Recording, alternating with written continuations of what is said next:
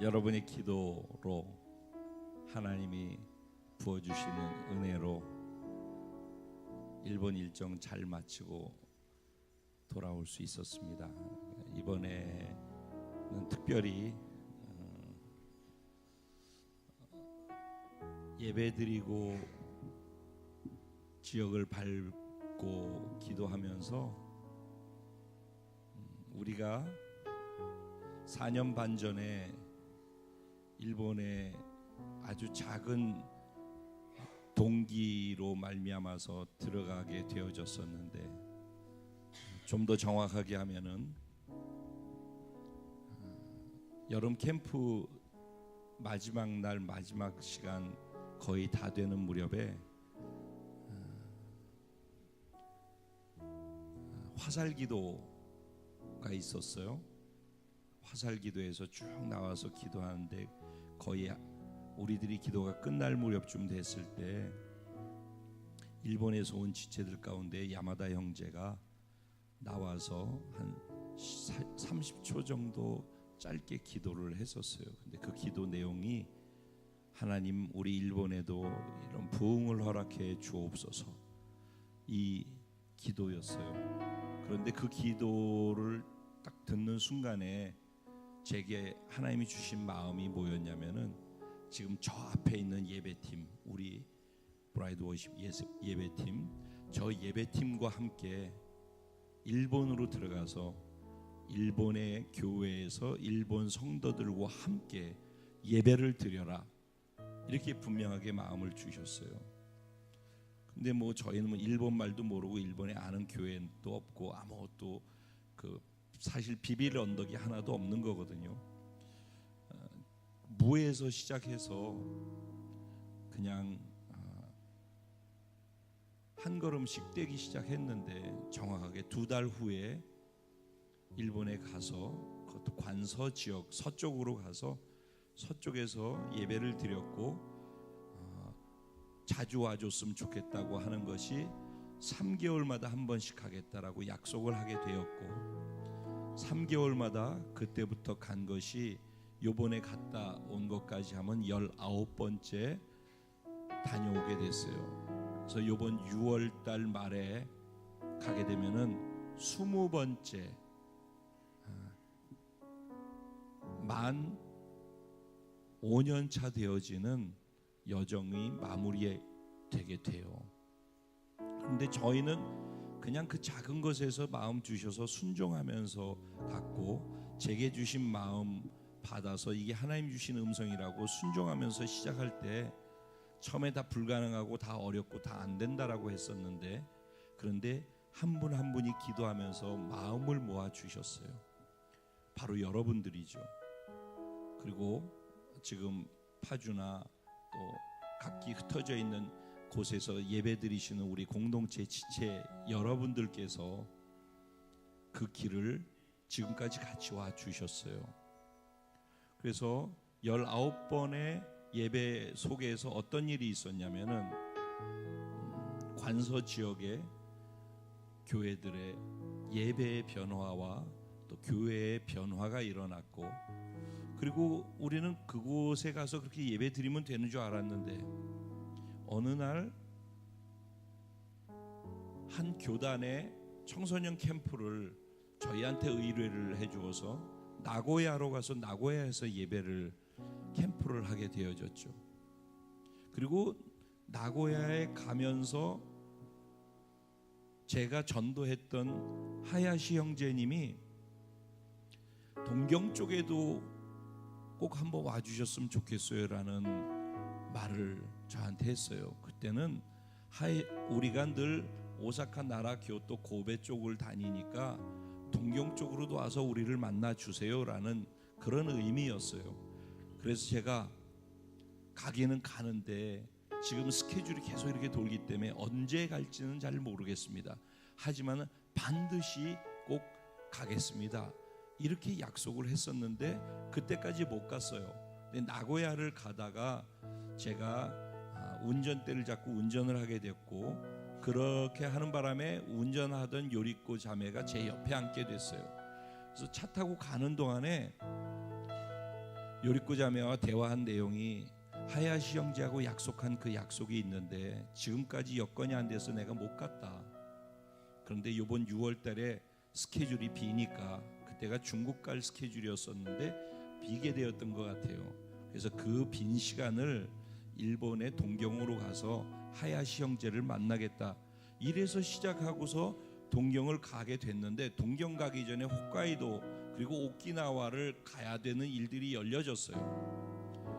그리고 난 다음에 동경을 갔어요. 근데 동경 가서 어떻게 우연히 연결되어진 두 교회에서 예배를 드리게 됐고 제가 말씀을 전하게 되었는데 그 말씀을 전했을 때 그 교회 목사님이 하나님이 주신 은혜를 감동을 받으셔서 저와 앉아서 마주 대하면서 어떻게 예배에 대해서 얘기를 하는데 그렇게 하나님과의 친밀감 안에서의 예배를 강조하게 되어졌느냐라는 얘기를 했어요. 그래서 제 개인 간증을 하게 되어졌죠.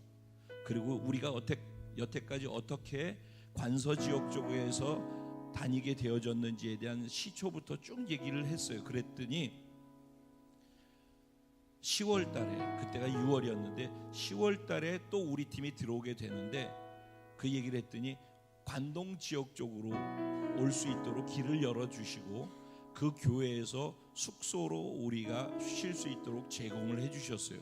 그래서 우리가 그냥 작은 하나님이 주신 마음에 순종해서 움직이기 시작하다가 관서 지역의 교회들의 변화를 주었고 그리고 나고야로 옮겨갔다가 동쪽으로 와서 관동 지역의 중심이 되어지는 동경에서 계속해서 예배를 드리게 되어서 이번에 세 번째 예배를 동경 쪽에 가서 드리게 된 거예요.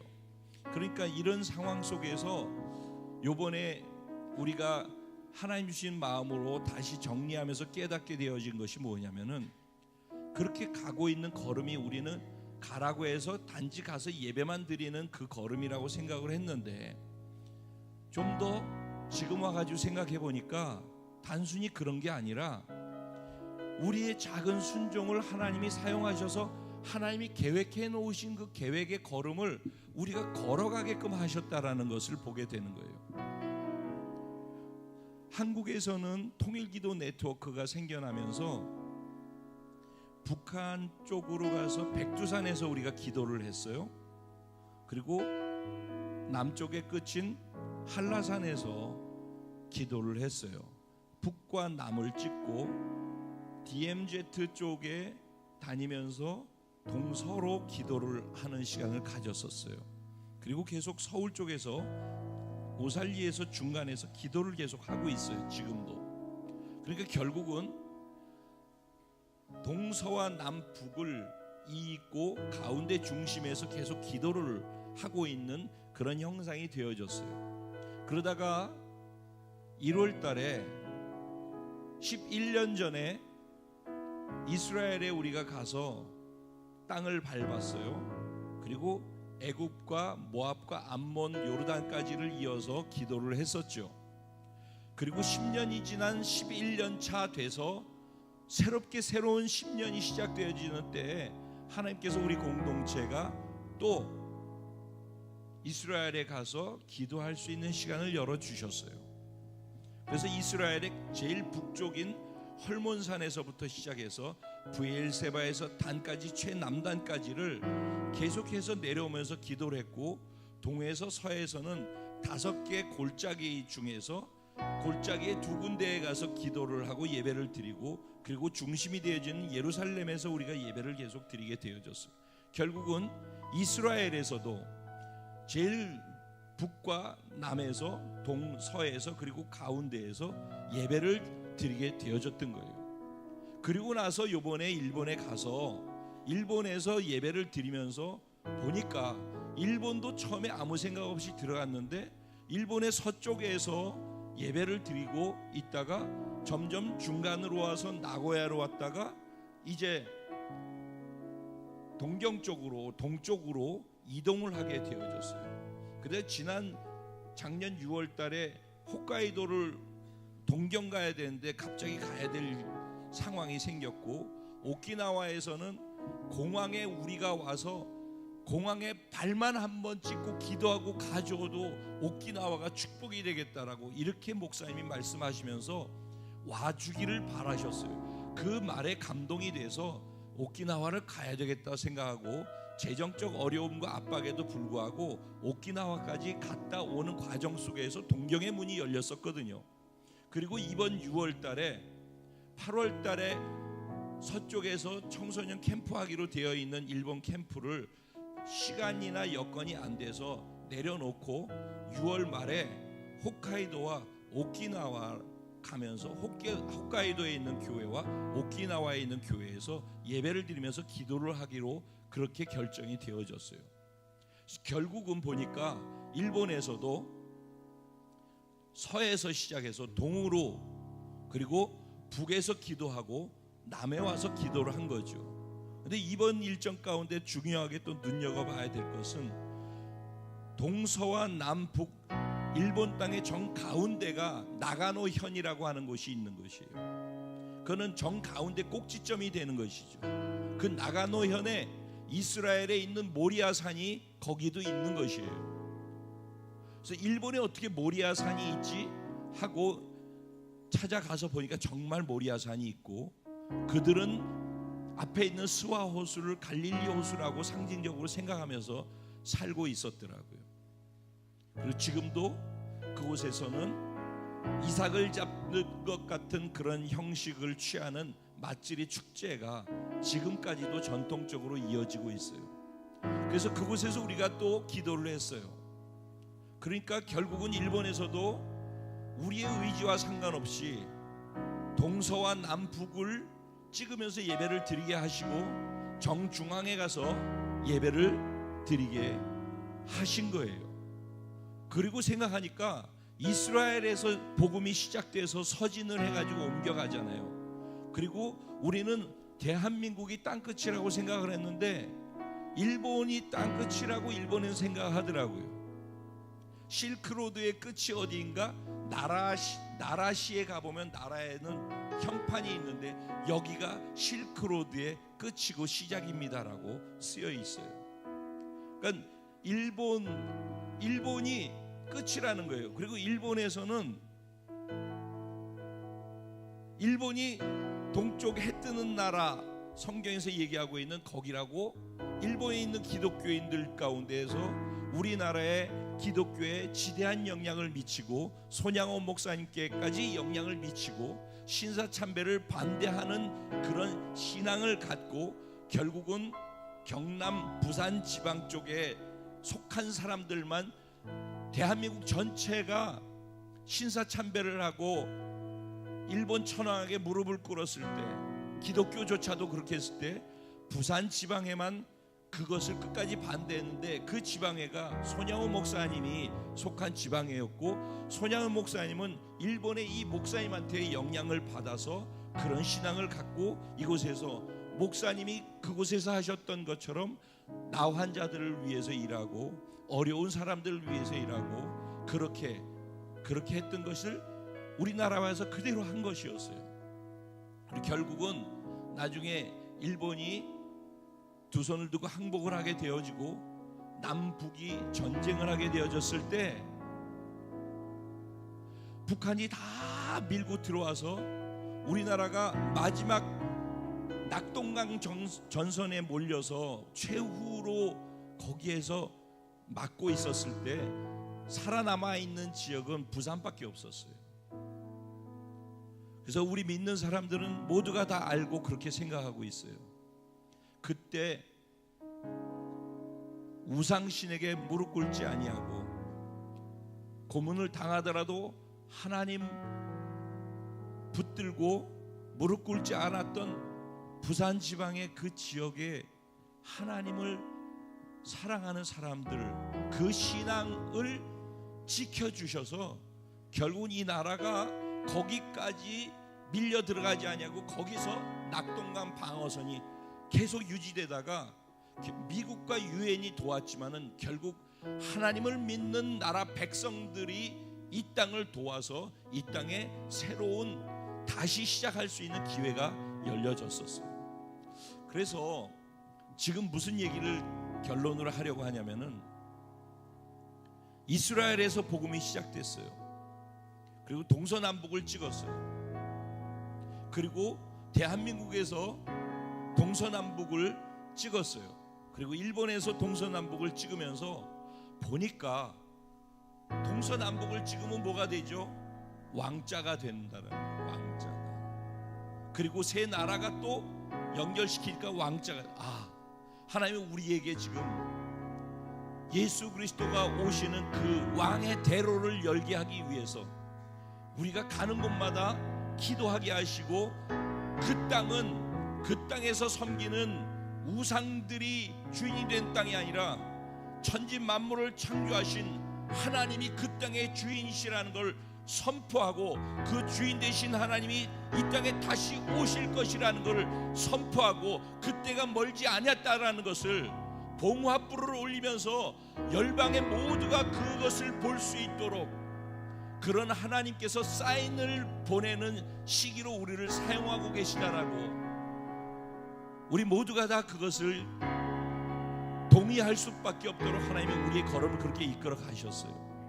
그러니까 이것은 그냥 일본을 간다, 가서 예배를 드리고 온다, 그런 단순한 수준의 것이 아니라 우리는 그것을 보고 순종한 걸음이었지만은 하나님은 우리의 작은 순종을 움직일 때마다 하나님의 큰 그림 안에서 우리의 걸음을 이끌어 가셨다라는 것이에요. 그래서 여러분이 여기서 드려지는 기도와 작은 헌신과 순종들이 단지 그 한 조각이 아니라 그것이 퍼즐이 맞춰졌을 때 나중에 보면은 하나님의 위대한 시간표 안에서의 스케줄 속에서 움직여지는, 그리고 하나님의 나라를 거대하게 움직이고 가고 있는 그 놀라운 일의 중심에 제가 여러분의 순종과 헌신이 있다라는 것을 꼭 이번에 와서 여러분들에게 나누어 드리고 싶었어요.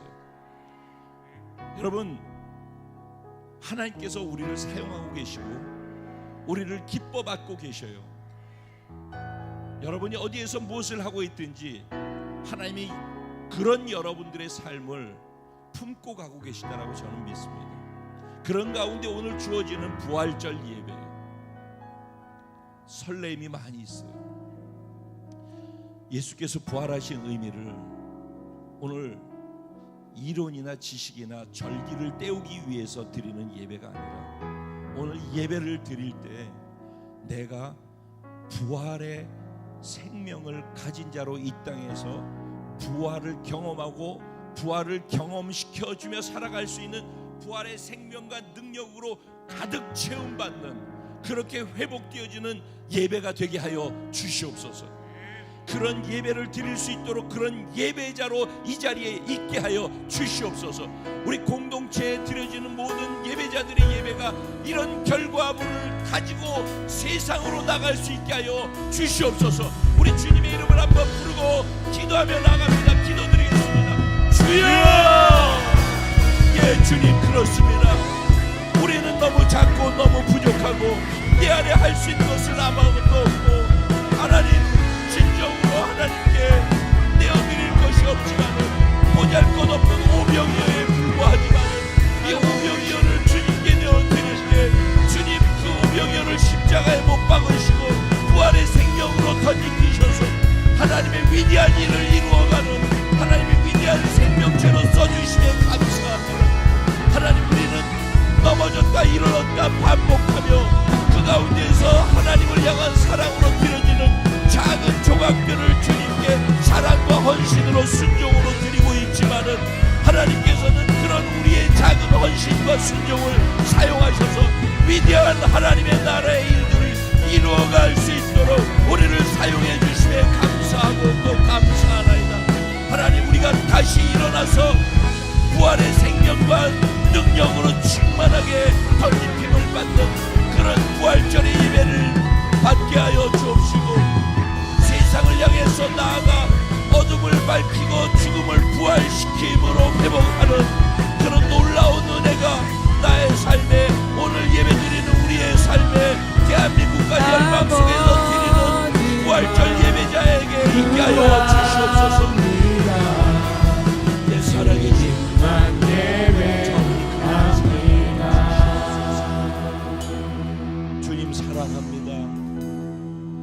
바로 저 같은 부족하고 못나고 추하고 아무것도 할 수 없는 그런 연약한 자를 위해서 주님이 십자가에서 죽으셨고, 그런 저를 강하고 힘있고 거룩하고 의롭고 보배로운 자로 살 수 있도록 부활하셔서 그 부활의 생명과 능력을 저에게 덧입혀 주시니 너무너무 감사합니다. 믿어지게 해주시고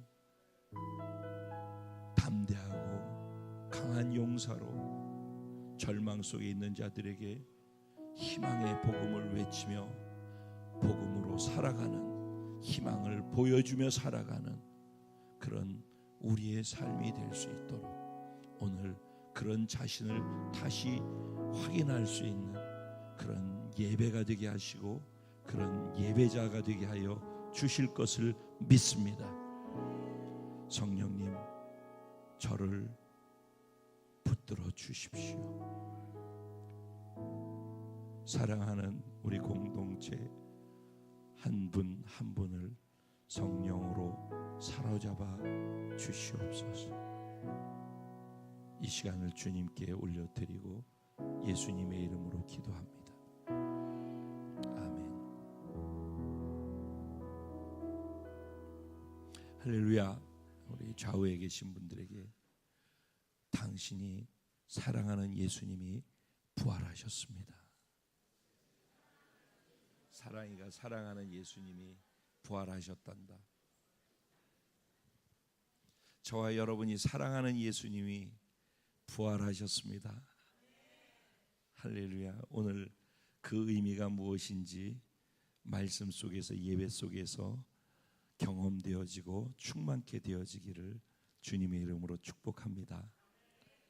오늘 주시는 말씀 고린도전서 15장 1절부터 20절까지 말씀입니다.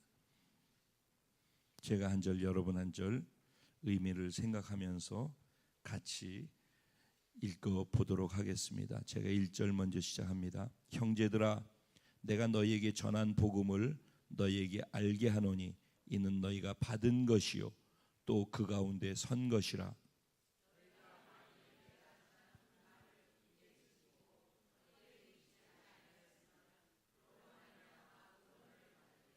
내가 받은 것을 먼저 너희에게 전하였노니 이는 성경대로 그리스도께서 우리 죄를 위하여 죽으시고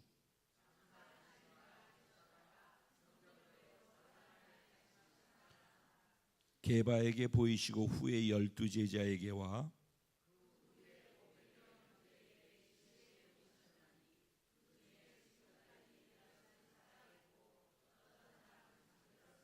그 후에 야고보에게 보이셨으며 그 후에 모든 사도에게와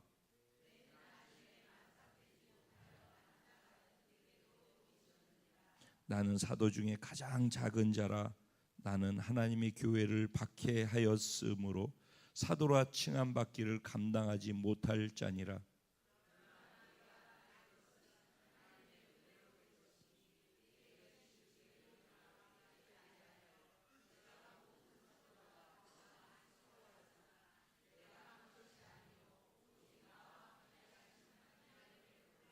그러므로 나나 그들이나 이같이 전파하며 너희도 이같이 믿었느니라.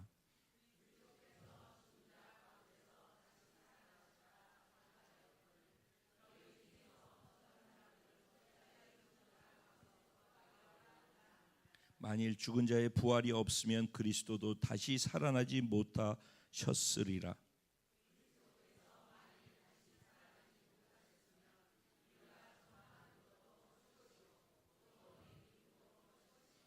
또 우리가 하나님의 거짓 증언으로 발견되리니 우리가 하나님이 그리스도를 다시 살리셨다고 증언하였음이라. 만일 죽은 자가 다시 살아나는 일이 없으면 하나님이 그리스도를 다시 살리지 아니하셨으리라.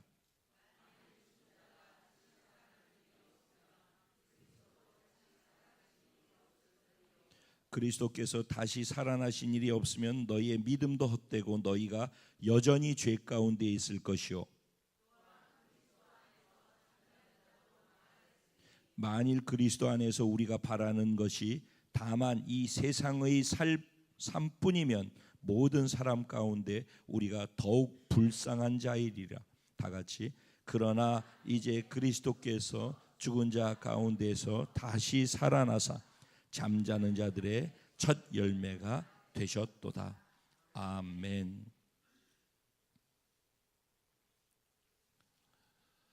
오늘 우리가 함께 봉독한 이 본문 말씀 가지고 부활 신앙으로 절대 희망을 외치며 사는 자, 바로 저와 여러분입니다.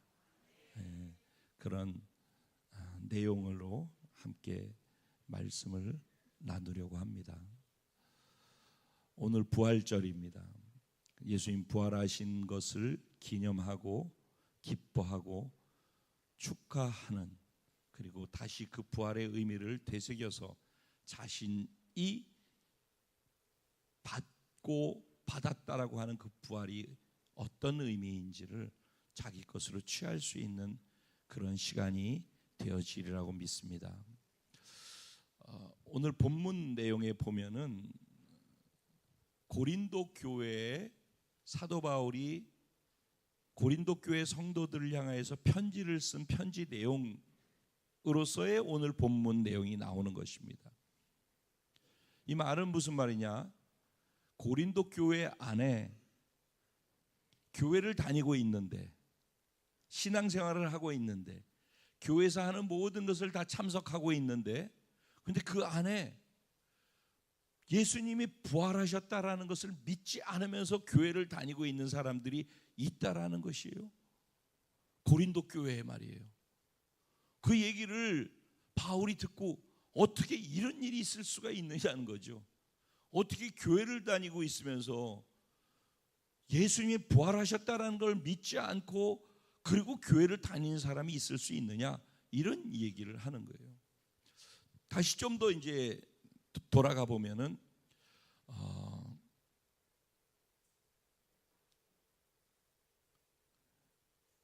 사울이라고 하는 사람이 예수 그리스도의 부활하신 예수님을 만나고 난 다음에 변화가 되어졌어요.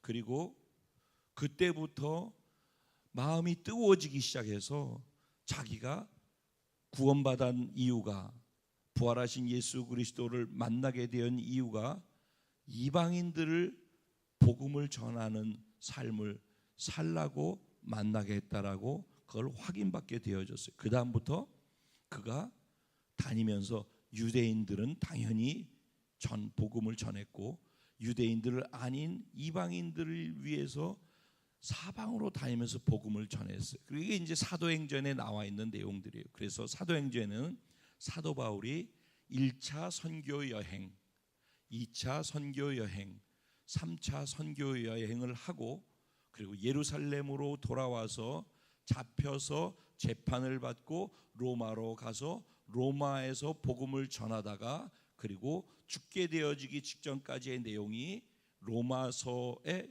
기록되고 사도행전에 기록되어져 있어요.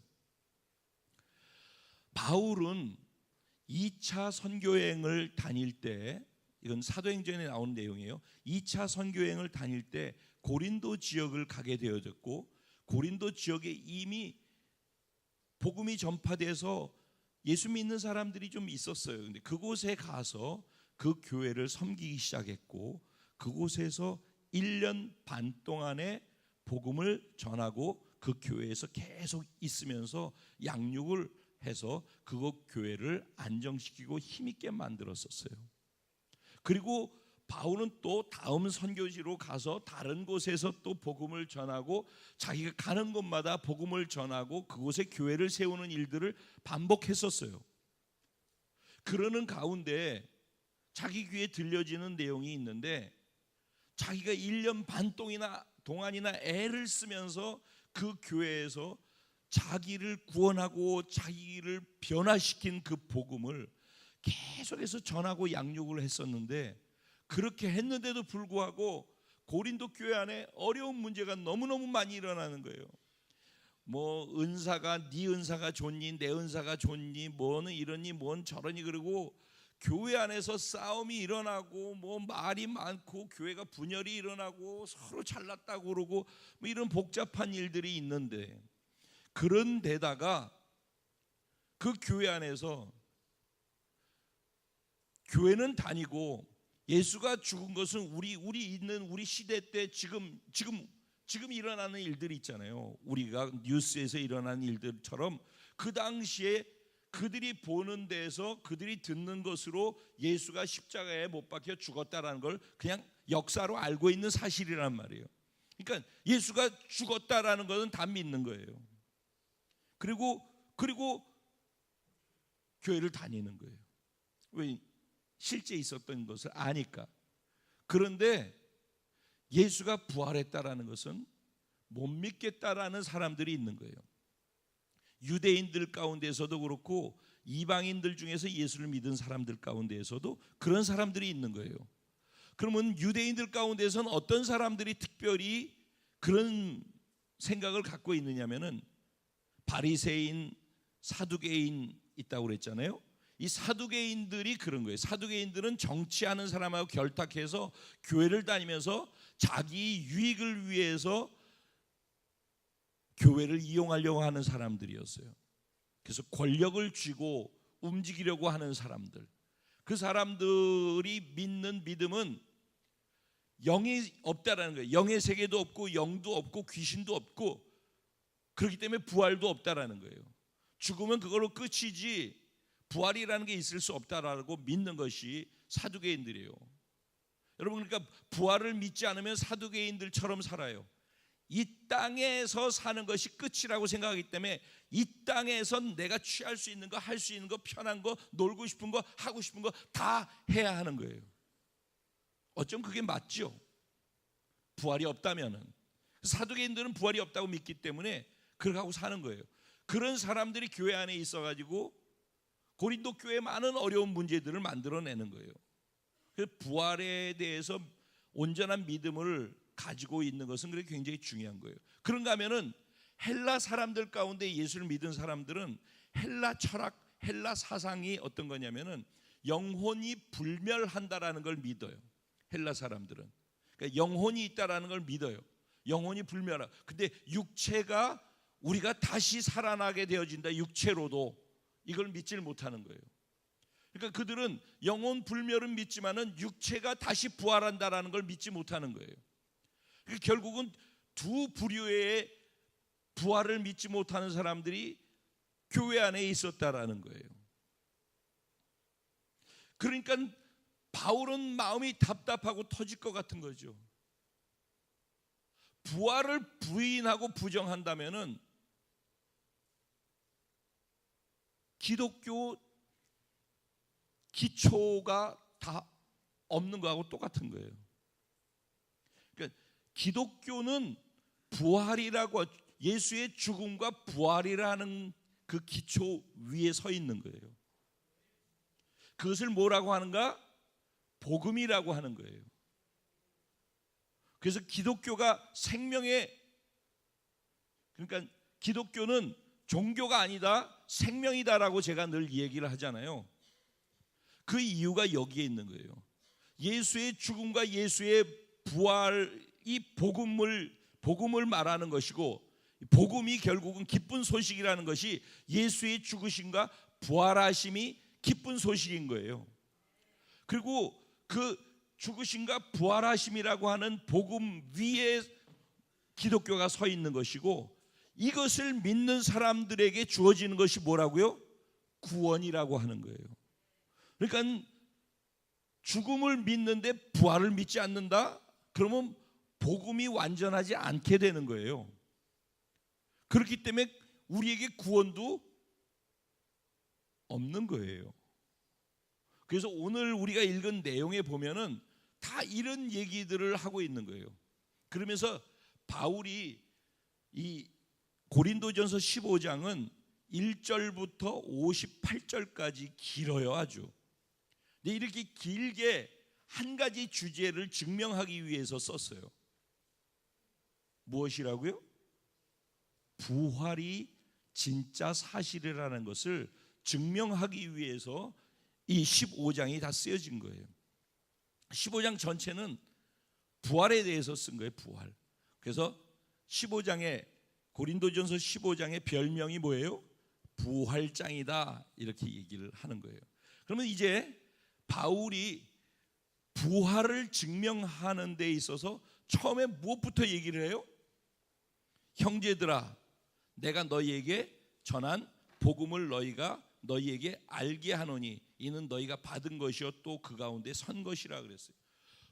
부활에 대해서 얘기를 하고 부활을 증명하려고 하는데 바울이 먼저 꺼내든 주제는 뭐예요? 복음을 먼저 꺼내드는 거예요. 복음을. 왜냐하면 복음에서 부활이 있기 때문에 그래요. 그러니까 부활만 따로 빼는 게 아니에요. 예수의 죽음과 부활은 한 세트인 거예요. 그리고 그 세트가 하나 되어진 그 자체를 뭐라고 그래요? 복음이라고 하는 거예요. 기쁜 소식. 이 세트가 하나라도 빠지면 구원이 이루어지지 못한다라는 얘기예요.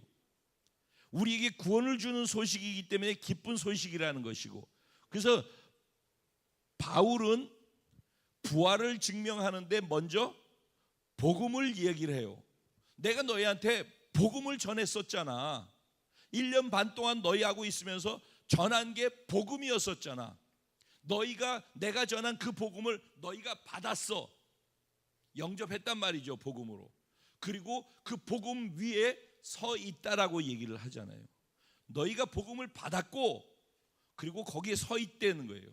그리고 너희가 그렇게 받아서 굳게 서 있다면은 그 복음을, 내가 전한 그 복음을 너희가 힘써서 굳게 지키면은 헛되이 믿는 것이 아니기 때문에 너희에게 구원이 임한다라는 거예요. 굉장히 그냥 좀 새겨서 그걸 읽어보세요. 그 굉장히 중요하고 의미 있는 내용인 거예요.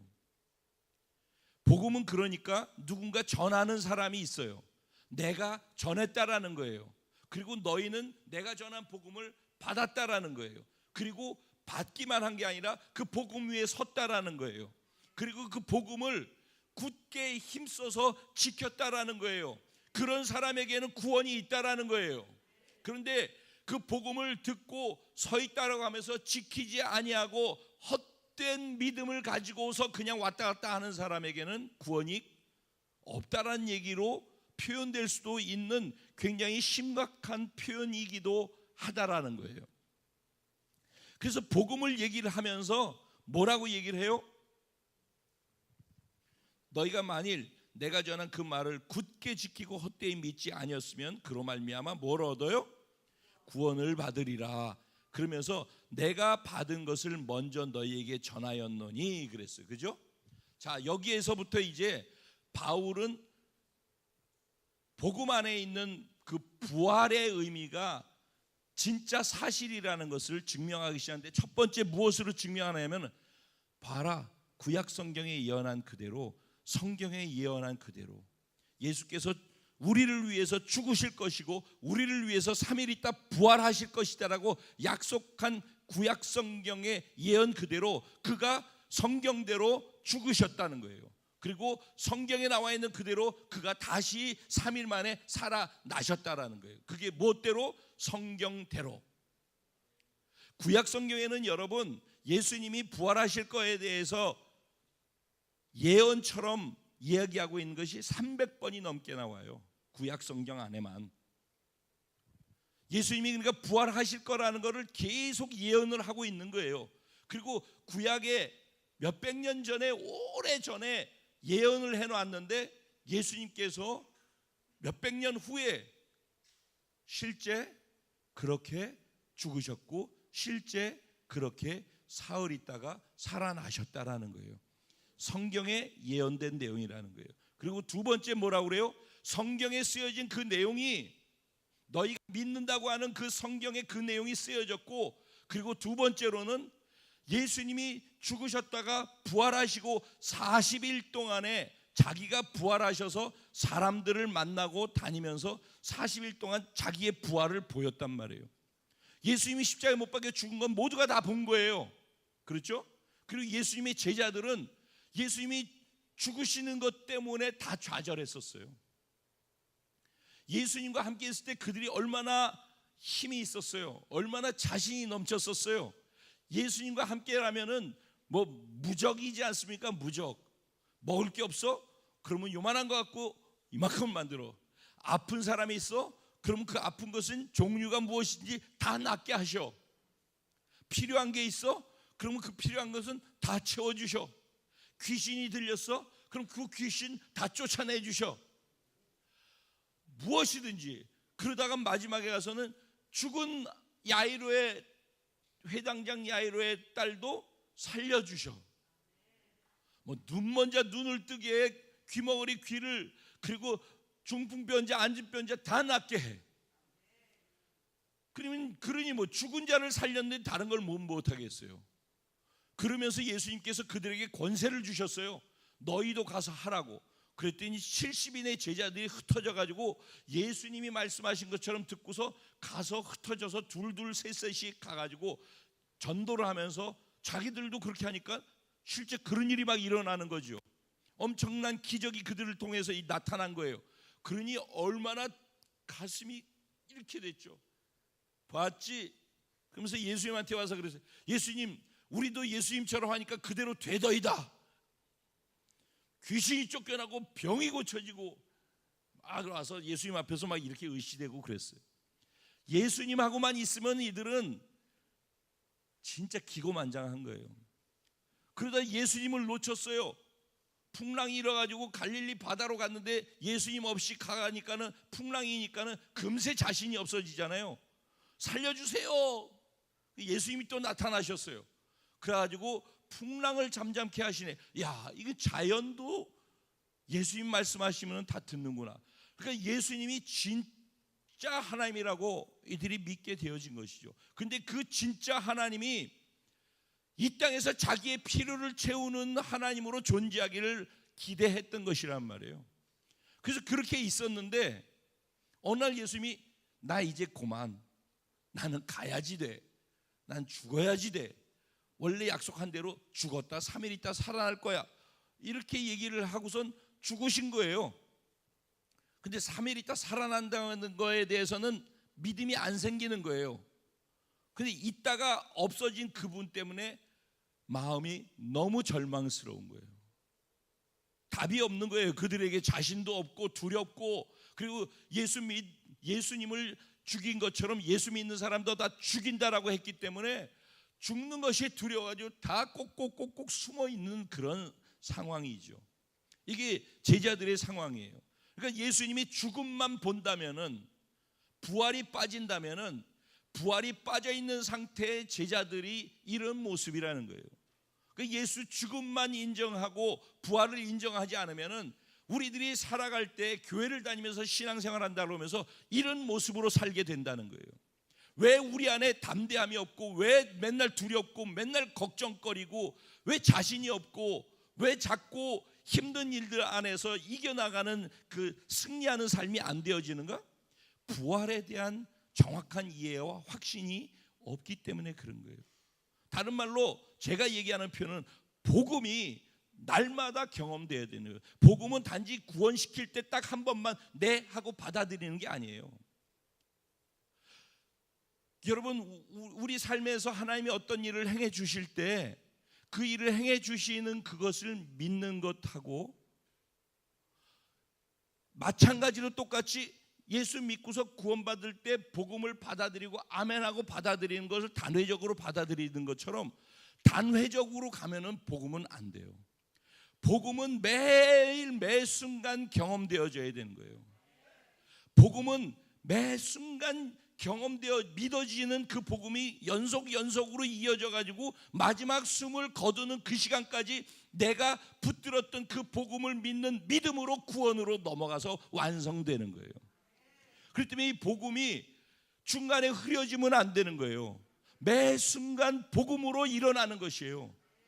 복음으로 좌절을 십자가에 넘기고 다시 일어나는 거예요. 인간의 좌절이 어디서 왔어요? 인간의 좌절이 죄로부터 왔죠. 네, 맞아요. 그 죄가 무엇을 만들었기 때문에 좌절이 됐죠? 하나님과의 분리를 만들어냈기 때문에, 그래서 인간이 좌절인 거예요. 그 아까도 그랬죠. 예수님과 함께 제자들이 있었을 때는 그들은 자신 있고 담대하고 무엇이든지 다 이루어질 수 있었어요. 그러죠? 그러니까 컨디션 최고였단 말이에요. 마찬가지로 에덴 동산에서 아담과 하와가 하나님과 함께 있었을 때 컨디션 최고인 거예요.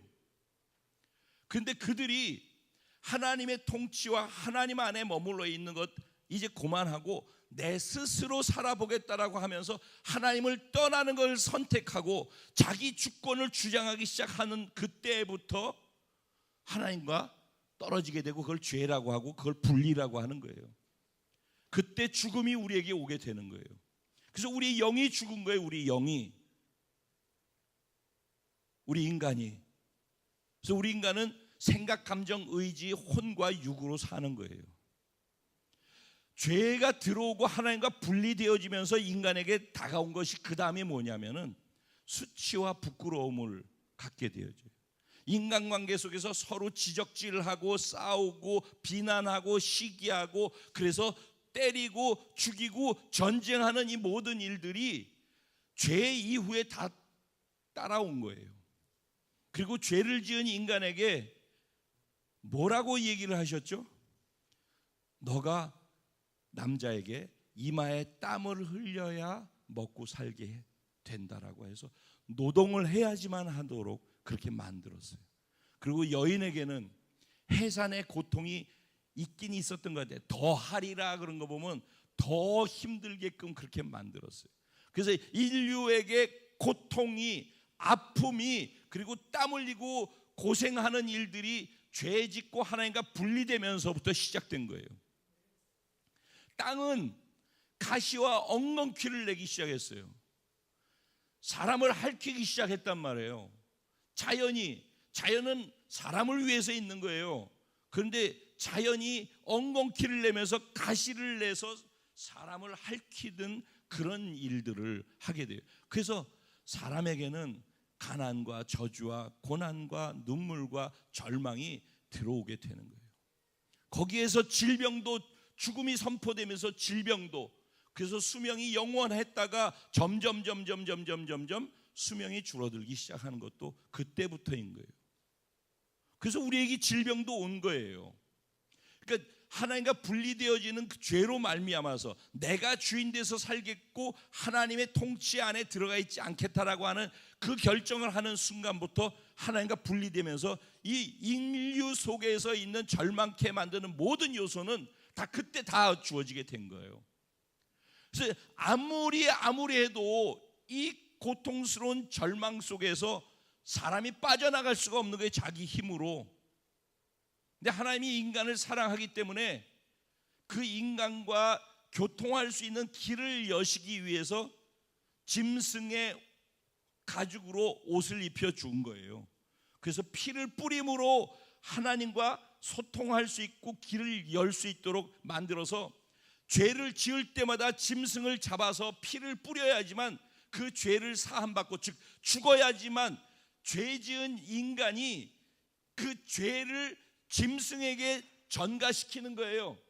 내가 지은 죄를 이 짐승에게 전가시키고 짐승이 죽어야지 내 죄가 같이 죽어버리는 것으로 하나님이 그 죄를 사해 주시는 거예요. 그 죄의 건을 사해 주시는 거예요. 그 죄의 건을 사해 주시고 그 죄의 건이 사해지면 하나님과의 관계가 길이 열리게 되는 거예요. 그거를 구약에서는 짐승의 피로서 예배를 드리는 단을 쌓았다라고 표현을 하는 거예요. 그러다가 나중에는 성전이 생기고 성막 안에서 드려지는 성막 성전에서의 예배가 제사장에 의해서 드려졌던 거예요. 그러다가 나중에 예수님이 오셔서 수없이 인류가 죄를 지면서 수많은 짐승들이 다 피를 뿌리고 죽어가 했어요. 죄 질 때마다. 그런데 예수님이 인류의 어린 양이 되어주셔서 인류의 모든 과거, 현재, 미래의 죄를 자신이 다 뒤집어 쓴 거예요. 저의 죄, 여러분의 죄를 예수님이 다 대신 짐승에게 전가했던 것처럼 인류의 죄를 예수님한테 뒤집어 씌운 거란 말이에요. 그리고 예수님이 우리의 죄가 없으시면서 우리의 죄를 대신해서 예수님이 십자가에서 그 죄의 대가를 지불하고 죽으신 거예요. 마치 짐승이 내 한 번의 죄 때문에 매번 죽었던 것처럼 예수님이 우리의 죄 때문에 죽어주시는 그것이 온 인류의 죄와 과거, 현재, 미래의 죄를 청산해버린 거란 말이에요. 이게 예수님의 죽음의 의미인 거예요. 그런데 그럼 부활의 의미는 무엇인가? 죽음은 사망의 권세가 우리에게 들어오기 때문이에요. 사망이 우리에게 오기 때문에 그 사망의 권세를 우리가 이기지 못해서 죽는 거란 말이에요. 그런데 예수님께서 죄와 사망의 법에서 우리를 해방했다라고 얘기할 때 죄의 값을 다 청산했다라는 전제가 있는 거예요. 그렇죠? 죄의 값을 다 지불했기 때문에 우리가 죄로부터 자유한 존재가 되는 거잖아요. 그런데 만약에 예수님이 부활하지 않으셨다라고 말한다면 뭐가 되냐면은 우리의 죄의 값이 100% 청산이 안 됐기 때문에 사망이 우리를 잡고 있는 거예요. 사망이 예수를 잡고 있는 거란 말이에요. 이해가 돼요? 사망이 아직까지, 그러니까 돈 지불이 덜 됐기 때문에 아직도 차용증서 여기 있고 지불이 덜 됐으니까 너 아직도 죽음의 권세 안에 있어야 돼 라고 붙들고 있는 거란 말이에요. 그런데 부활이 됐다라는 것은 값이 완전히 클리어하게 지불이 돼서 끝났다라는 것을 증명하는 것이 부활의 의미인 거예요. 그 예수님이 부활하셨다라는 말의 의미는 사망 권세에게 지불해야 될 모든 것들을 다 지불하고 청산이 끝났다라는 거예요.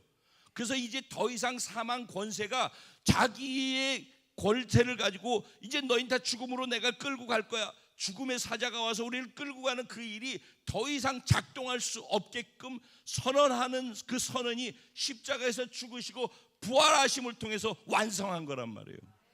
그러니까 예수의 부활에 대한 것을 확실히 알고 그 부활이 나를 위한 부활이고 내가 예수 믿을 때 나도 그 부활의 생명으로 연합되어져서 그 생명이 내 안에 있다. 나도 부활한다. 나도 죽으면 부활하는 것이 아니라 이 땅에서 날마다 부활의 생명을 가지고 살아갈 수 있다. 죄짓기 이전에 아담과 하와가 완전하게 하나님과 하나 돼서 질병도 없고 저주도 없고 고통도 없고 미움도 시기도 없고 절망도 없는 그런 원래의 에덴 동산의 회복으로 예수 그리스도를 통해서 회복되어진 존재가 존재적으로 회복되어진 게 저와 여러분이란 말이에요. 그래서 예수의 죽음과 부활을 믿는 자들, 즉 복음을 믿음으로 받아들인 자들은 존재적인 변화가 일어나는 거예요. 존재적 변화가. 완전한 의로운 존재, 완전하게 거룩한 존재, 완전하게 존귀하고 완전하게 보배로운 존재. 이미 그런 존재, 존재적으로 우리는 그런 존재예요. 하나님이 그렇게 선언하고 계신 거예요. 우리가 때론 그렇지 않은 것 같다라고 느껴지는 그 순간에도 그런 나는 십자가에서 죽었고 예수의 부활의 생명으로 새로운 존재로 존재적 변화가 이미 일어나 있다는 걸 믿음으로 주장하고 일어나는 거예요. 애초부터 구원의 시작도 내가 뭔가를 했기 때문에 그런 존재가 된 게 아니잖아요. 예수님이 그렇게 하신 것을 그게 나를 위해서 한 것이라고 믿음으로 받아들이는 그 믿음 때문에 내가 그런 존재가 됐다라고 하나님이 선언해 주시는 거란 말이에요. 이것을 은혜라고 하는 거예요. 그래서 자기 힘으로 이 땅에서 자기의 의의를 이루고 자기의 노력으로 자기가 이 땅에서 열심히 살아서 이 땅에서 뭔가를 이루겠다는 사람은, 그래서 자기가 노력한 만큼 뭔가 성취되어 있는 사람은 이 복음이 그 사람에게는 별로 중요하게 여겨지지도 마음에 공감이 되어지지도 않게 되는 거예요. 그래서 잘 사는 사람, 뭐 편안한 사람들은 복음을 얘기하면은 너 죄인이라서 넌 절망이야라는 게 그들에겐 공감이 안 되는 거예요. 그래서 그걸 그러니까는 존재적으로 절망이라는 것을 증명을 시킬 줄 아는 복음을 꿰뚫는 지식과 경험이 있어야지 전도할 수가 있는 거예요, 여러분. 전도가 제대로 안 되는 이 중에 바로 이런 부분들이 정리 안 되고 이런 부분들 자기 삶으로 경험함이 안 되는 것 때문에 뭔가 누군가에게 얘기를 해야 되는데 어려운 사람에게는 얘기할 수 있죠. 근데 편안하게 잘 가고 있는 사람한테 얘기하기가 어려운 이유가 여기에 있는 거예요. 그런데 그럼에도 불구하고 그들도 잘 사는 사람 집안이 얼마나 엉망인지 다 매스컴 통해 다 보잖아요. 우리가 그들도 다 병이 있어가지고 병 걸려서 죽는 거 다 보잖아요. 우리가 겉으로 보이는 게 아니라 결국 그들의 끝도 다 똑같이 그렇게 되는 거거든요. 그러니까 여러분, 복음을 정확하게 알아야 되고 한 번 아는 게 아니라 매번 복음을 붙잡고 살아야 되는 거예요. 그래서 제가 늘 복음을 여러분한테 얘기했던 거예요. 21년, 22년째. 근데 그걸 지식으로 알고 안다라고 생각하는 사람은 복음이 뭔지를 가나다라도 모르는 사람이에요. 복음은 그런 게 아니에요. 복음은 매 순간 그 복음을 붙잡아야지만 내가 다시 일어날 수 있도록 구원 받았음을 이 땅에서 그 구원받은 자로 살아갈 수 있게 만들어주는 것도 복음으로만 가능해요. 그래서 부활이 믿어져야지만 이 복음이 완성되어지고 내가 믿는 구원이 날마다 나의 안에서 경험되어지는 구원이 되는 거예요. 그런데 부활이 없다라고 하는 사람들이 있으니까 바울이 첫 번째 성경에서 그렇게 얘기하고 있잖아. 두 번째, 예수님이 40일 동안 부활하셔서 이 땅에 있으면서 얼마나 많은 사람들이 그 예수님이 부활하신 것을 진짜 봤잖아. 그래서 여기 게바가 누구예요? 베드로죠. 베드로도 봤고 여인도 봤고 500여 명이 넘는 사람이 동시에 한 자리에서 예수님 죽으셨는데 부활하신 예수를 다 직접 봤다는 거예요. 그거는 역사적으로 실제 사실이니까.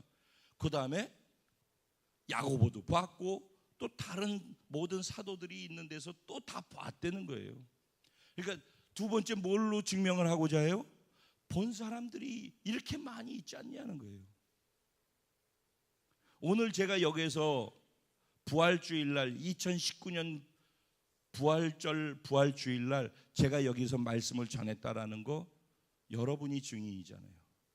다 보셨죠? 제가 지금 이렇게 영상으로 하는 거 아니라 여기 서서 이거 하는 거 다 여러분 보시죠? 이렇게 봤다는 거, 이렇게. 그리고 이렇게 있는 자리에서 위로 하늘로 올라가셨다는 거예요.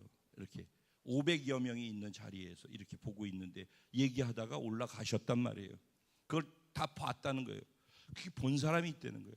그러니까 부활이라는 것은 성경에서 예언하고 실제 그렇게 하나님이 말씀하신 것이고, 두 번째 예수님이 실제 그렇게 죽으셨다가 부활하셨고, 단지 부활한 게 아니라 부활한 것을 본 많은 사람들이 역사 속에서 있었다라는 것을 얘기하는 거예요. 마지막 세 번째 뭘 얘기하고 있는가?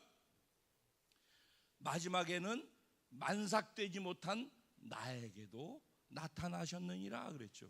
그러니까 나도 부활의 증인이라는 거예요. 나도. 여러분도 부활의 증인이십니까? 바울은 교회를 핍박하는 자였어요. 왜 다니다 보면은 교회 다니는 것들 다 이렇고, 교회가 이렇고, 저 목사가 저렇고, 뭐 집사가 이렇고, 장로가 저렇고, 그래서 교회는 싫고, 그래서 조용한 절이 나가고 아니면 천주교에 가고, 요새 그런 거 되게 많아졌죠. 또 실제 그런 일이 있어서 제가 너무 죄송하고 송구스러워요. 그런데 그럼에도 불구하고 그것과 상관없이 기독교는 알곡과 가라지가 한 자리에 같이 있는 거예요. 그래서 어떤 사람은 종교인으로서 있고 어떤 사람은 생명을 가진 자로 같이 있는 거란 말이죠. 그래서 종교인으로 있는 사람은 종교 생활하기 때문에 그런 일들을 쉽게 할 수 있고, 생명을 가진 자도 연약하기 때문에 넘어져서 그런 일이 일어날 수도 있고, 중요한 것은 자신이 예수 그리스도의 죽으심과 부활하심을 자신이 경험해야 되는 거예요. 여러분은, 우리 얘들아, 너희 지난번에 은우했으니까 이번에 연우해볼까? 연우야, 너는 예수님이 너를 위해서 죽으셨을 때 너도 죽었다는 거 머리로는 들었지, 사형리 하면서. 근데 네가 진짜 죽은 존재라는 것이 믿어지니? 살아있잖아 지금, 그지? 그런데 그게 죽고 예수님이 부활하신 부활의 생명이 네 안에 들어가서 너는 없고, 네가 지금 움직이는 엄마 아빠가 준 생명이 아니라 예수님이 부활의 생명이 네 안에 들어가서 너는 그 생명으로 지금 살다가 죽어도 영원히 그 생명을 가지고 하나님의 나라로 간다라는 걸 믿어지어야 되는 거예요. 이거를 믿는 게 구원이야. 그리고 그렇기 때문에 내가 열심히 노력을 하고 그렇게 하는 것은 내가 사는 게 아니라 내 안에 그리스도가 사는 거야. 내 안에 계신 그리스도가 원하는 걸 내가 살아드리는 거야. 내 생명이 아니라 그분의 생명을 가지고 내 육체를 그분이 원하시는 육체로서 써드리는 거야. 그래서 여기서도 그렇게 얘기하는 거예요. 내가 모든 많은 사도들보다 더 수고하였지만은 내가 한 것이 아니요, 하나님의 오직 은혜로 말미암아서 된 것이다 라고 얘기할 수 있는 이유, 그게 겸손하려고 하는 얘기가 아니라 자기는 십자가에서 죽었고 예수님이 자기 안에 부활의 생명으로 들어오셔서 자기 몸뚱아리를 예수의 생명이 사용하시고, 그래서 최선을 다해서 누구보다도 더 열심히 헌신하고 충성하고 봉사하고 자기 것을 다 드려도 그것은 자기가 하는 게 아니라 자기 안에 계신 부활의 생명 대신 예수가 한다라는 것을 진짜 알고 믿기 때문에, 그래서 자기는 할 말이 없는 거예요. 복음을 깊이 알아가기 시작하는 사람은 이렇게 살아가는 거예요. 그리고 그렇게 살아가야지 교회를 다니면서 자기 힘으로 다 하고 필요할 때만 도와주세요 그러고서 또 자기 할 거 하고 도움 받아가지고 되어진 건 또 자기가 쓰고, 그러면 이용하는 거잖아. 그거는 자기가 죽은 게 아니라 죽은 척 했다가 또 살아나가지고선 예수님한테 도움 받은 것 같고 또 지가 살고, 또 죽은 척 했다가 또 살아나고. 이건 죽은 것과 죽은 척한 것과는 달라요. 죽은 것은 죽었기 때문에, 부활이란 단어는요, 죽은 척한 사람이 자다 깬 걸로 해가지고선 일어나면은 부활했다 그래요? 죽은 척하다가 일어난 사람을 부활했다라는 단어를 쓰질 않아요. 죽어야지 부활이 의미가 있는 것이에요. 죽은 자만 부활이 가능해요. 그의 능력이 아니라, 어쨌든 부활이라는 단어는 죽은 자에게만 통용되어질 수 있는 단어예요. 그러니까 죽지 않으면서 어설프게 비실비실 깔딱깔딱 하고서 살아있어도 그렇게 깔딱거리다가 살아났다 다시, 그거는 깔딱거리다 살았다라고 하지 부활했다는 얘기를 안 하는 거라니까. 이해가 되시죠 지금? 그래서 반드시 자기의 죽음이 확실해야지 반드시 예수님이 부활이 생명이 확실한 거예요.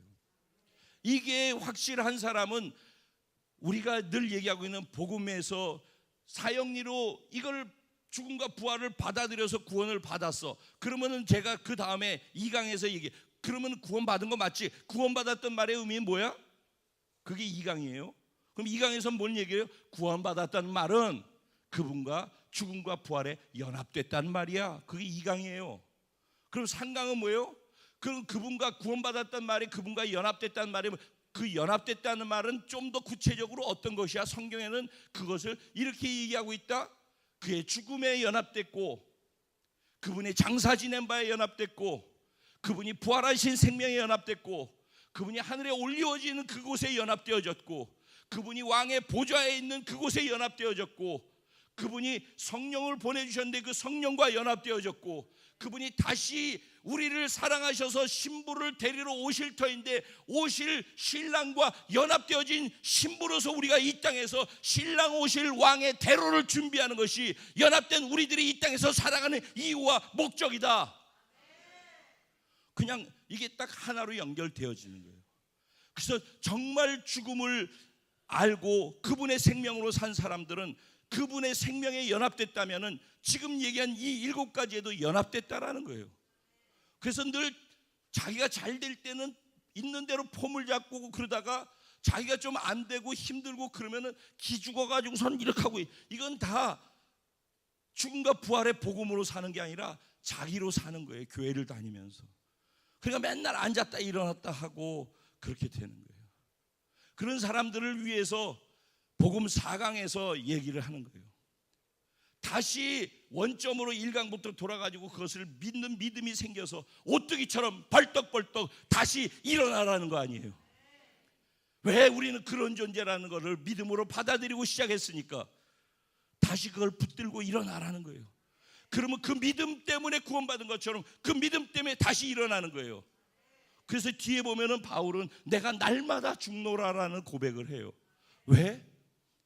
계속 살아나는 나 때문에 절망스러우니까. 내가 날마다 죽어야 내 안에서 그분이 부활하시는 능력과 생명으로 내 삶이 부활의 생명에 사로잡히고 부활의 능력을 드러내며 살아갈 수 있게 되니까. 그래서 자주 자기의 시간을 쪼개서 자주 죽으면 죽을수록, 그리고 자주 부활하면 부활할수록 하나님이 면전에서 하나님을 인식하면서 할 수 있는 그 시간들이 좀 더 구체적이고 뾰족하게 되어질 수 있어요. 그러니까 넋놓고서 시간을 흘려보내지. 세월을 아껴라. 때가 악하니라. 술 취하지 말라. 성령의 충만함을 받으라. 이런 말들이 다 그런 거하고 연결해서 이해를 하면은, 아, 그래서 이런 말들이 다 있구나 라고 이해할 수가 있는 거예요. 만약에 부활이 없다면은 이렇게 전하고 있는 이 부활을 얘기하고 있는 이 내가 거짓 증인이 된다는 거예요. 그리고 만약에 부활이 없다면은 예수님이 부활하시지도 못하셨을 것이고, 예수님 부활하시지 못하셨다면은 내가 거짓 증인일 뿐만 아니라 우리가 믿습니다 하는 그 믿음도 헛된 것이고, 그렇다면 그 부활이 없다면은, 예수님 부활하시지 않았다면은 우리가 구원받았다고 생각하는 그 구원도 헛된 것이고, 결국은 부활이 없다면은 죄가 완전히 청산된 증거가, 사망 권세가 죽음으로 붙잡고 있을 수 없기 때문에 놔줘서 부활인데, 죄값이 다 청산되지 않았다는 얘기니까 부활이 없다는 얘기는 아직까지 우리가 죄 가운데 있을 것이요 라고 얘기하고 있는 내용이 17절 내용이 바로 그 내용인 거예요. 만약에 부활이 없다면 우리가 여전히 죄 가운데 있을 것이요. 그리고 이 세상에서 우리는 장래와 영원의 시간을 바라보면서 소망을 두고 이 땅에서 절제하고 하나님이 원하는 삶을 예수로 살아드리려고 하면서 살잖아요. 그것을 좁은 길이라고 성경은 소개를 하고 있죠. 근데 남들 다 넓은 길로 널널하고 편안하게 하고 술 마시고 뭐 지 하고 싶은 거 다 하고 뭐 자기 멋대로 다 하고 살죠. 부활이 없으면 차라리 캐세라 세라 whatever will be 지금 멋대로 돌아가라. 뭐 어떻게 되든지 난 내 멋대로 살리라. 그 노래가 가사가 이런 뜻이죠. 멋대로 살죠. 나중에 부활이 없다면은 진짜 억울한 거죠, 우리가. 그러면 이 세상만 바라보고 산다면은 우리가 그렇게 사는 사람들하고 우리가 하나님이 있다고 부활이 있다고 생각하고선 절제하면서 살았던 그것이 얼마나 불쌍한지 아냐는 거예요. 그런데 결론이 뭐예요? 예수께서 부활의 첫 열매가 되어 주셨다는, 할렐루야. 나무에 첫 열매 나기까지 몇 년이 걸렸다가 첫 열매가 나와요, 그러죠? 근데 첫 열매가 나오고 난 다음부터는 쑥쑥쑥쑥 열매가 나오죠. 예수님이 첫 열매로서 부활을 샘플로 딱 보여주셨다는. 그래서 줄줄이 남은 우리들이 마지막 나팔이 울리고 주님이 오시면은 순서대로 각각 차례대로라고 써 있어요. 뒤에는 이거 뭐 다음에 한 번 더 할 생각을 갖고 있어요. 뒷부분에 대해서. 부활이 없다면은 오늘 우리가 여기서 이렇게 하고 있는 모든 것이 다 무의미한 것이 되는 거죠. 그러면 이제 사도 바울은 부활이 없다는 사람들에게 성경에 그걸 얘기했고, 부활을 본 사람들을 소개하면서 얘기하고 증명하고, 그리고 마지막으로 나 자신을 소개하면서 너희가 나를 알잖아. 예전에 내가 어땠는지. 내가 너희를 핍박하는 자였잖아. 그리스도의 몸된 교회를 핍박하는 자였잖아. 그런데 내가 지금 어떻게 살고 있는지 나를 보면은 부활을 보는 거야. 이전에 그 핍박하던 나는 십자가에서 죽었고 예수의 부활의 생명으로 내 안에 예수의 생명을 두어서 죽으시고 부활하신 예수를 증거하는 자로 살잖아. 이게 내 변화가 내가 부활을 경험했다라는 거야 라고 세 번째 부활에 대한 것을 증명하는 것으로 자기를 소개하고 있는 거예요. 자기가 부활한 예수를 만나고 경험해서 이런 변화가 있다라는 것을. 자, 이제 결론입니다. 우리는 부활에 대해서, 예수의 죽음에 대해서 어느 누구보다도, 지구상의 어떤 교회보다도 이것을, 죽음과 부활에 대한 것을 딱지가 않도록 듣고 매번 그 얘기만 하는 목사 밑에서 같이 그리스도의 몸을 이루고 있어요. 늘 제 입에서 나오는 게 이 이야기잖아요. 그렇죠? 그런데 목사님 또 그 얘기에 내가 다 아는 거, 복음 강의 내가 3번, 4번, 5번, 10번을 했는데 그게 중요한 게 아니라 100번을 해도 부활을 내가 경험해서 내 삶에 부활하신 예수가 드러나고 내 삶을 다른 사람이 볼 때 예전에 나는 정말 죽은 게 보여지고 예수가 내 안에서 살아나는 그 부활이 보여지는 것이 부활을 증명하는 것이잖아요. 그렇게 부활을 경험해서 자기의 삶에서 변화가 일어나서 보여지는 사람이, 그 사람이 하는 일이 뭐예요? 계속해서 오늘 우리가 읽은 본문 안에서만요, 전하다, 전하였다, 증언하다, 전파하다, 이것만 7번 나와요. 부활을 경험한다라고 하는 것은 복음을, 죽음과 부활을 전하는, 복음을 전하는 자가 되어져요. 자기가 부활을 경험하면은 그 부활을 외치는 자가 되게 돼 있어요. 그래서 성경에 또 이렇게 얘기하죠. 믿음은 어디서 난대요? 들음에서 난대요. 들음은 어디서 난대요? 그리스도의 말씀으로 말미암는데요. 그런데 전하는 자가 없는데 어찌 들으리요? 듣지 못하는데 어찌 믿으리요? 그래서 정말 자기가 구원받아서 자기는 십자가에서 죄 있는 자기는 십자가에 죽었고 부활하신 예수의 생명으로 새로운 존재가 됐다는 걸 누리면서 변화의 삶을 사는 자들이라면은 그 변화를, 그 부활의 복음을 전하면서 살게 돼 있다는 거예요. 그래서 누군가가 전했기 때문에 오늘 내가 듣고 내가 이렇게 변화돼서 또 부활의 복음을 전하는 자가 되어 있잖아요. 여러분은 지금 제가 전하는, 바울이 전하는 복음을 고린도 교회가 들었던 것처럼 제가 전하는, 제가 경험한 복음을 여러분에게 계속 들려주고 있는 거예요. 여러분은 이 복음을 듣고 있단 말이죠. 그러면 이제는 이 복음을 여러분이 진정으로 받은 것이 맞다면 너희가 그 복음을 받았고 그 다음에 그 복음 위에 서 있어야 하고, 그리고 복음 위에 서서 복음으로 살아야 될 뿐만 아니라 그 복음을 굳게 힘써서 지키는, 복음으로 무장하고 복음을 장착해서 복음을 적용하고 살아가는 삶의 패턴이 복음이 문화와 라이프 스타일이 되어져야 한다는 거예요. 그렇게 복음을 지키고 굳게 지키면서 삶으로 살아낼 때 너희가 믿는다고 하는 믿음이 결코 헛되지 않는 것이 되고, 그 너희의 그 믿음이 바로 너희에게 구원을 준다라고 얘기를 하고 있는 것이. 오늘 부활절입니다. 부활절을 경험하는 사람에게 나타나는 현상만 얘기하고 마칠게요. 짧게. 예수님이 죽으신 것 때문에 막달라 마리아는 슬피 울고 있었어요. 그러다가 예수님이 부활하신 것을 알게 되고 듣게 되자 그가 어떻게 했죠?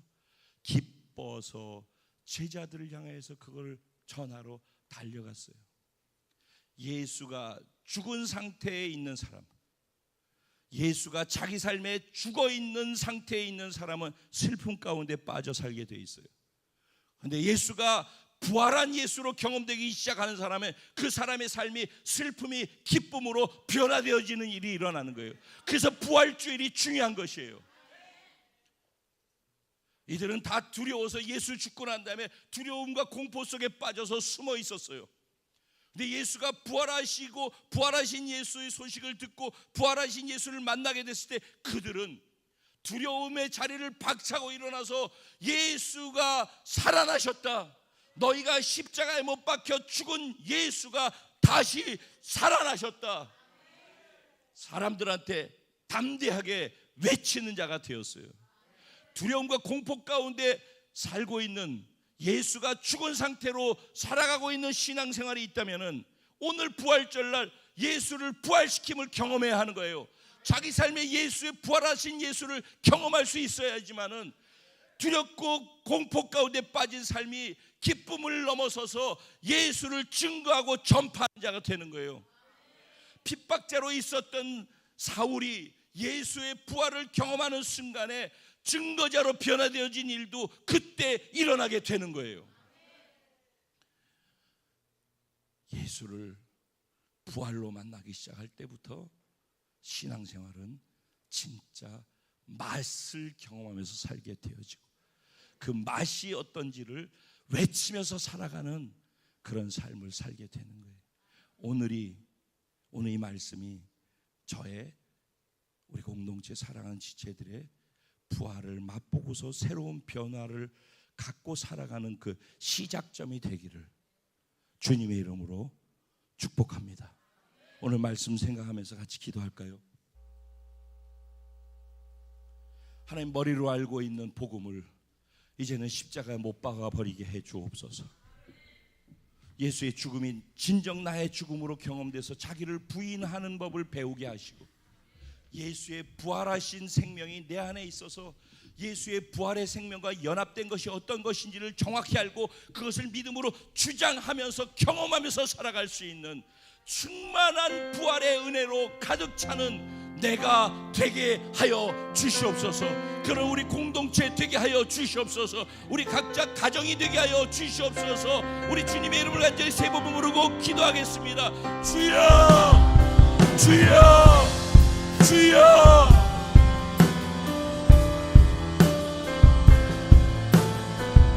오 주님,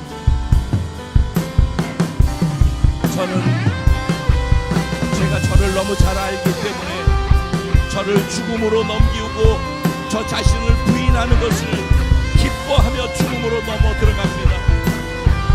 저는 저를 죽었다라고 선언하는 그 선언이 얼마나 제가 기쁘고 즐거운지 모르겠습니다. 주님, 거기에 머물지 말게 하시고 부활하신 예수 그리스도와 제가 연합되어서 이제는 연합 안에서 내가 어떤 존재로 변화되어졌는지를, 부활이 내게 무엇을 선물로 주었는지를 확실하게 알 수 있게 하여 주시고, 나로 살지 말고 부활하신 예수의 생명과 능력으로 살아가는 은혜가 오늘 내 안에, 우리 안에, 우리 공동체 안에, 한 사람 한 사람 안에 넘쳐나는 시간이 되게 하여 주시옵소서. 주님, 부활의 생명과 부활의 영이신 성령으로 오늘 이 자리에 예배자들에게 충만하게 임하여 주시옵소서. 오 주여, 주님을 높여드립니다. 이 위대한 일을 행하신 주님, 당신만이 높아지실 수 있습니다. 당신의 이름만이 높임받을 수 있습니다. 예 주님, 오직 내 속에 그리스도가 사네. 우리 그 자리에 일어나셔서 오직 내 삶에 이 찬양의 가사를 개인의 믿음의 선포로 하나님께 올려드릴 수 있기를 소원합니다.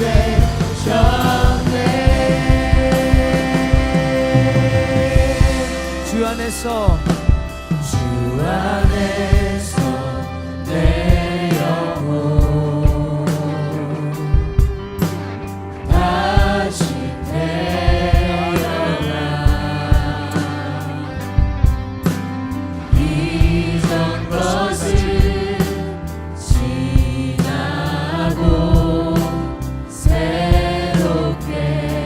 그리스도 안에 있으면 새로운 피조물이라 이전 것을 지나갔으니 보라 새 것이 되었도다. 예 주님, 내 모습 예수와 함께 죽고 부활 생명 내 안에 새로운 삶이 열려내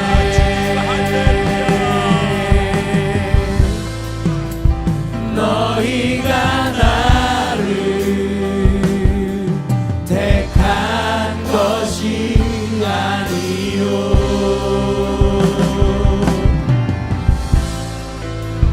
내가 너희를 택하여 세웠나니 오직 내 안에 오직 내 속에 그리스도가 사네 오직 내 삶에 오직 내 맘에 그가 주인 되셨네 오직 내 안에 오직 내 속에 그리스도가 사네 오직 내 삶에 오직 내 맘에 그가 주인 되셨네 내 생명 그 안에 그의 생명 내 안에 나의 삶이 이전과 같을 수 없네 내 생명 그 안에 그의 생명 내 부활의 생명이 내 안에 넘쳐나고 있습니다. 나의 삶이 결코 같을 수가 없습니다. 주님, 같을 수 없네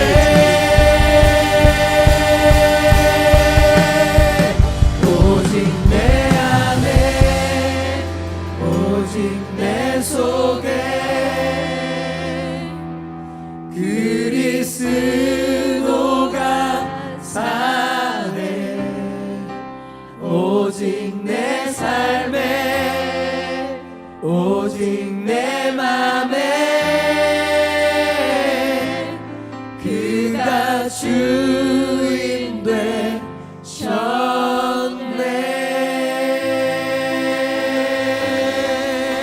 할렐루야, 할렐루야. 주님 그렇습니다. 주님 그렇습니다.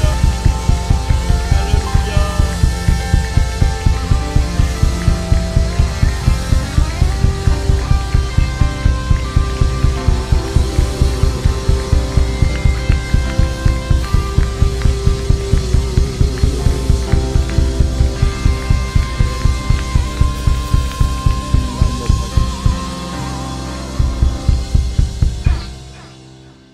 주님, 우리가 다 복음을 받아들임을 통해서 구원받은 자들임을 이 시간 다시 한번 확인하고 고백합니다. 이 말은 나는 죽었다라는 선언을 동의하는 것이고, 이 말은 나를 위해 부활하셔서 부활의 생명을 내게 주셨고 그것을 내가 받고 그 생명으로 내 육체로 당신의 삶을 믿음으로 살아드리는 것이라는 것을 동의하는 것임을 이 시간 다시 확인하게 해주심에 감사합니다. 주님, 진정 매 순간 살아나는 나를 매 순간 죽일 수 있는 힘을 주십시오.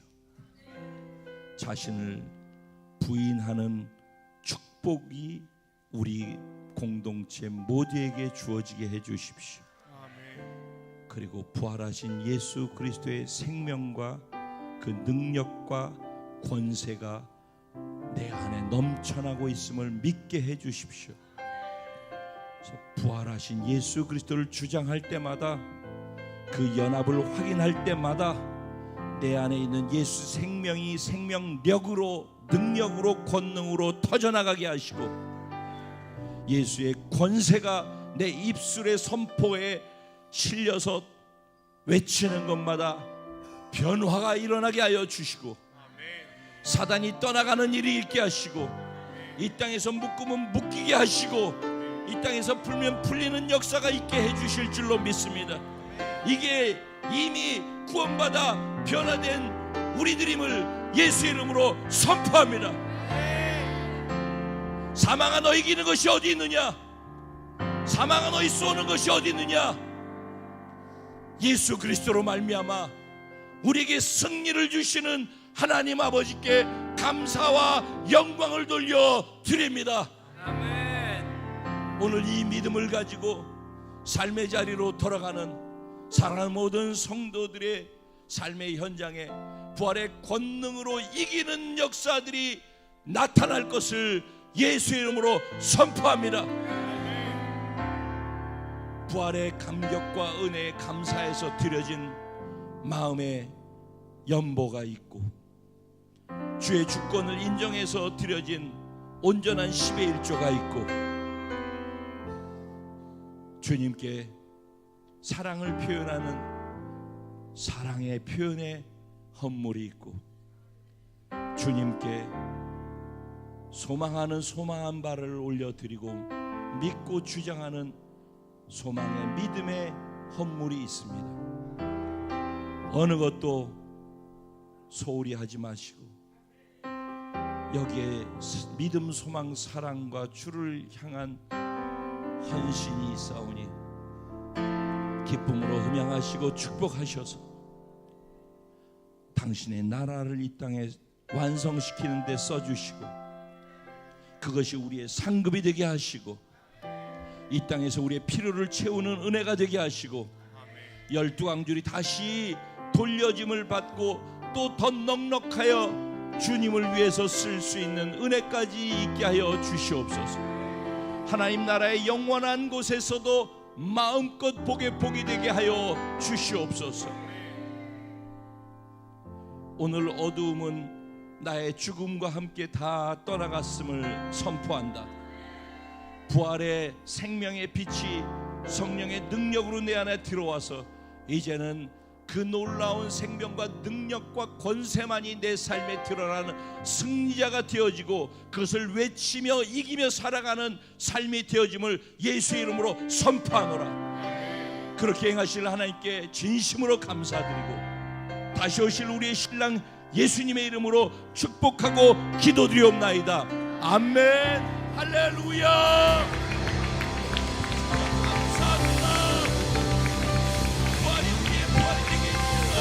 감사합니다. 그 부활을 외치는 자로 살게 해주셔서 감사합니다.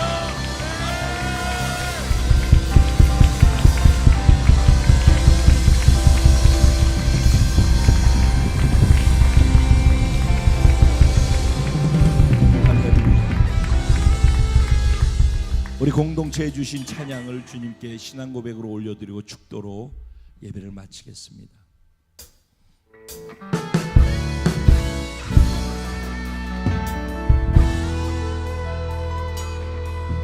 우리에게 소원이 하나 있네. 주님 다시 오실 그날까지 우리 가슴에 새긴 주의 십자가 사랑, 나의 교회를 사랑케 주의 교회를 향한 우리 마음, 희생과 포기와 가난과 고난, 담으며 죽음조차 우릴 막을 수가 없습니다. 우리는 부활의 신앙을 갖고 있기 때문이고 우리 교회가 이 땅에 희망이기 때문입니다. 교회를 교회 되게 예배 되게 우리 사용하소서. 진정한 부흥의 날 오늘 임하도록 우리 사용하소서.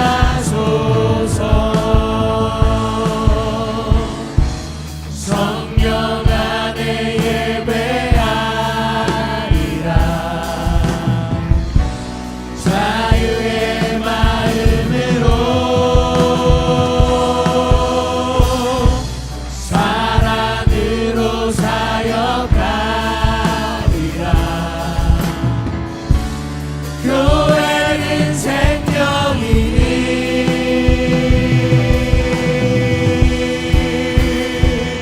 교회를 교회 되게 예배 되게 우리 사용하소서. 진정한 부흥의 날 오늘 임하도록 우리 사용하소서.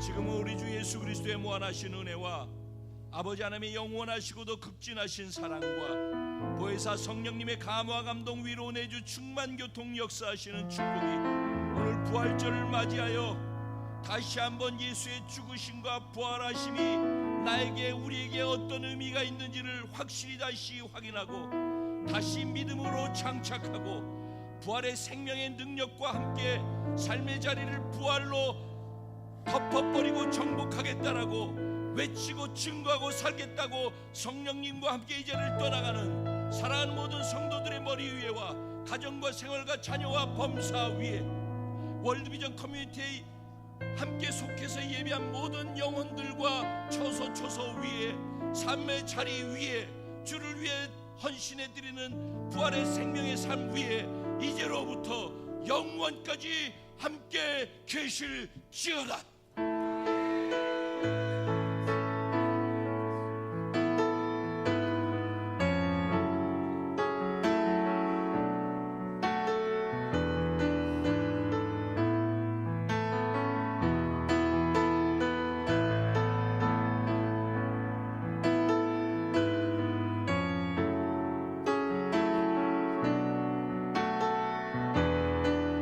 할렐루야. 우리를 위해 죽으시고 부활하신 예수님께 감사와 영광의 박수를 드립니다.